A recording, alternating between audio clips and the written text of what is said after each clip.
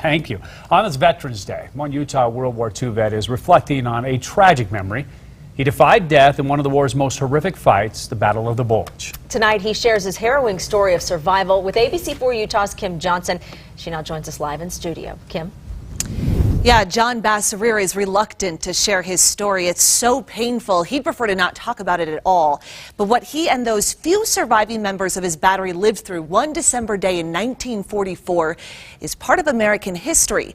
And he's sharing it with us tonight to honor those who never could. Every time I talk about the war, I get upset. It's a time John Bassereer would rather forget. I mean, we grew up with the word Malmedy, because we knew that was something we didn't talk about. His story begins in 1943 when young Bassereer volunteered to go to war. A lot of us that enlisted did so because the Japanese attacked Pearl Harbor. But his tour took him to Europe just in time for the bloodiest battle in U.S. history. Battle of the Bulge, a major German offensive during a snowy winter. It almost snowed steadily during the whole month of December. The snowy skies prevented Allied forces from getting air support. The death toll mounted. There was a line of what looked like timber, 50, 100 foot long, and it was piled about 8 foot high. And those were dead soldiers. It was terrifying. But for Bassereer, the terror of war was only beginning. The day was December 17th, Malmedy, Belgium. The Nazis changed the direction of the road signs, leading Bassereer's battery down a deadly path. We could see these Tiger tanks coming right down the road toward us. The German soldier took his pistol out and shot our guy right in the eyes. The Germans forced the rest of the GIs into a field. All of a sudden they dropped their all doors and machine gunned us, killed us. They kept machine gunning until nobody else was standing, and then they went through, and anybody that was still alive or groaning or anything, they shot him in the back of the head.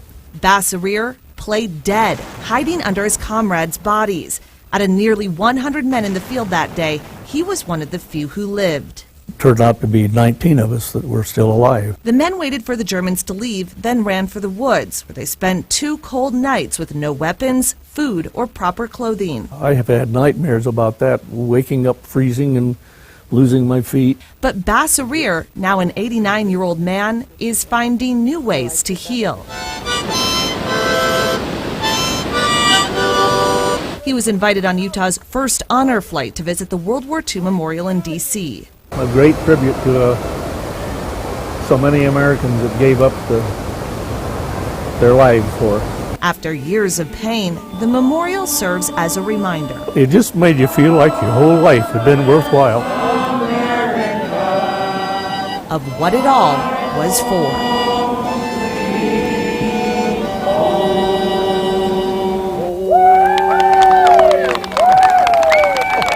Oh, yeah, betcha.